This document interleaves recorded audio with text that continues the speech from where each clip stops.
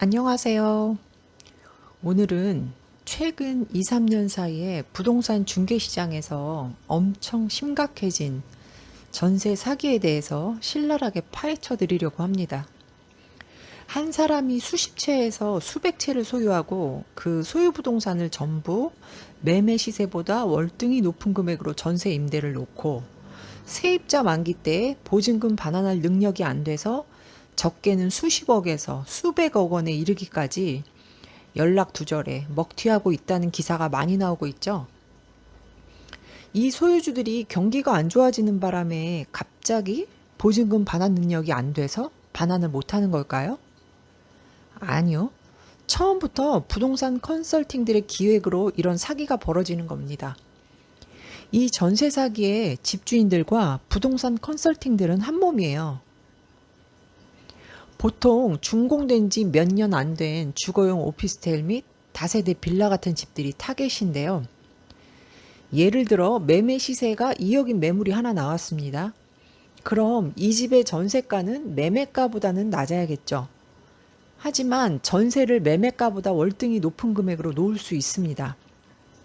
왜냐하면 현재 은행권의 전세대출 시스템으로는 매매 시세와 상관없이 건물의 기준시가 내지는 공시가격으로 건물 가치를 평가하기 때문이에요.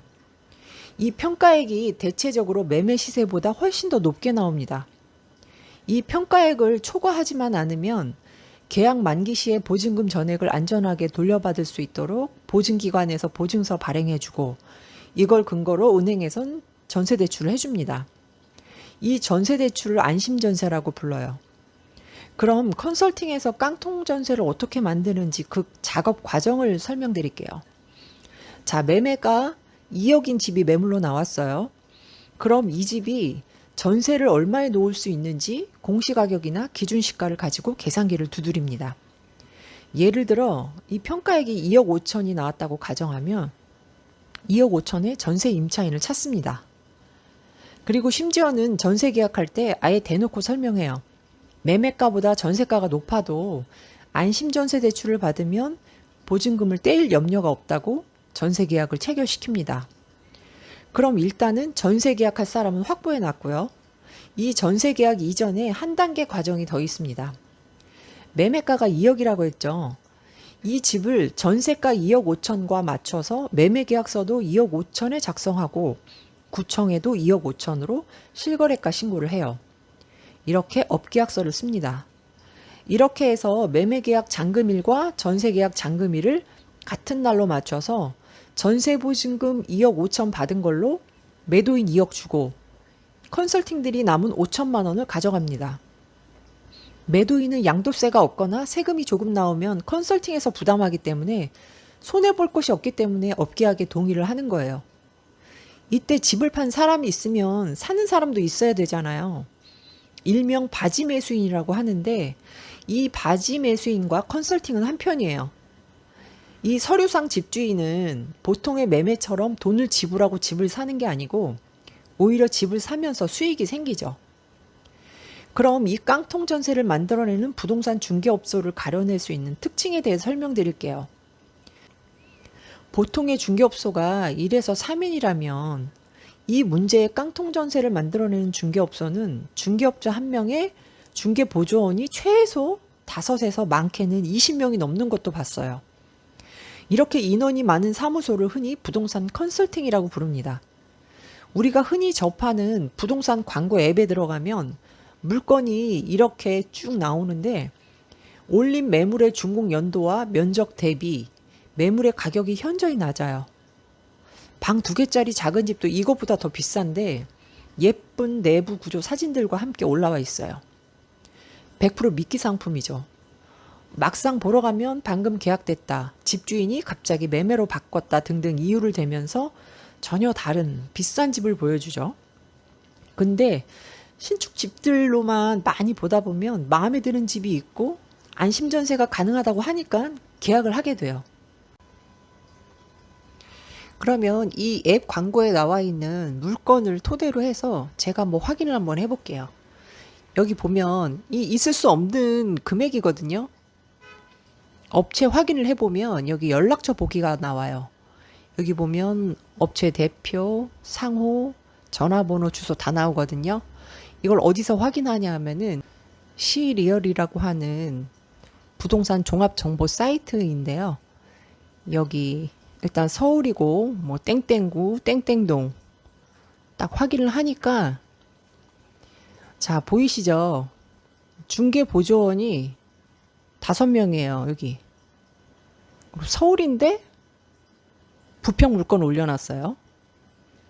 이 집도 마찬가지예요. 지금 1억 800짜리 올라와 있는 거 제가 뭐 확인해 볼게요. 여기도 보면 여기 밑에 클릭을 하면 업소의 연락처가 뜹니다. 무슨 도, 무슨 구, 무슨 동.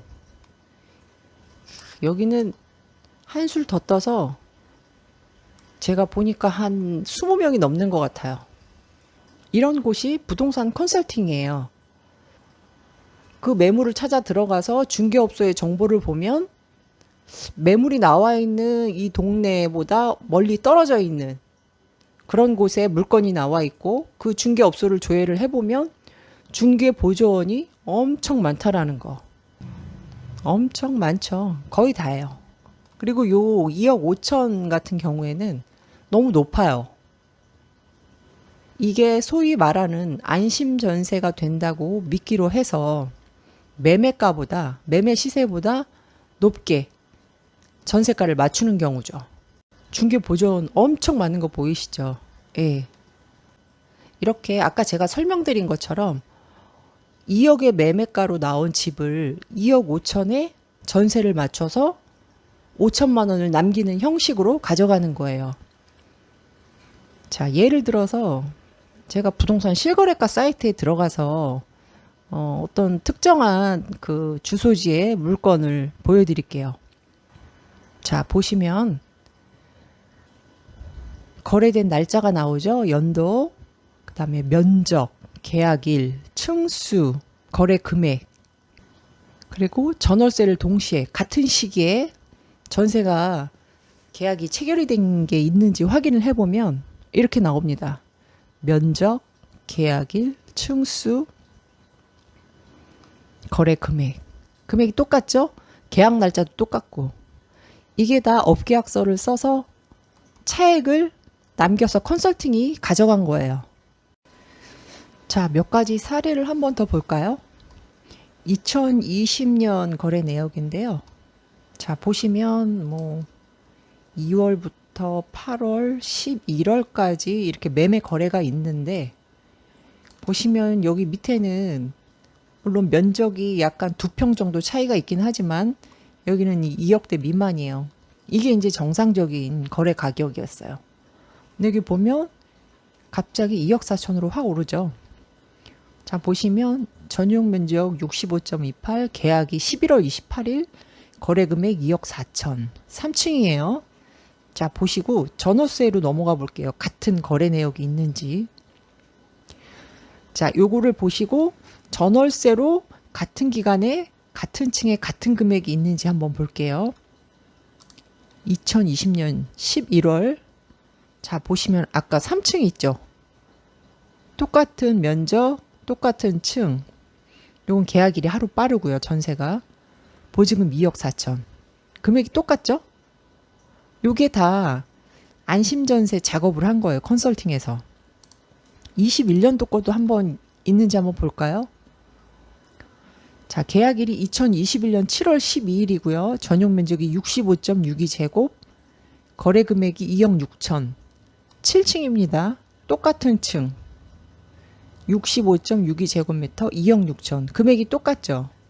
요거는 전세를 조금 더 일찍 맞춘 거예요. 명의자, 매수인을 못 구해서 전세부터 맞추고 나중에 명의자만 바꾼 거예요.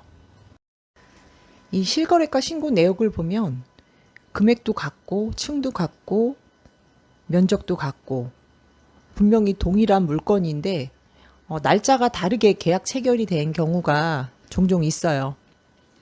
아, 이거는 뭐 컨설팅에서 어떻게 작업을 하느냐에 따라서 매매 계약이 더 먼저 이루어질 경우도 있고 전세 계약이 그 다음에 이루어질 경우도 있고 조금씩 차이는 있는데 아무튼 같은 경로로 전세 작업을 해서 돈을 남긴다는 거. 그 내용을 알고 계시면 되고요. 이 전세 대출이 왜 문제가 되느냐 하면 이 소유주가 여러 채를 갖고 있는 중에 한 채라도 보증금 반환을 못하게 되면 이 집에 대해서 임차권 설정 등기가 되고 그리고 지연 이자를 은행에서 요구를 해요. 이 집주인이 가지고 있는 나머지 집에 대해서도 전세 대출이 다 막혀요.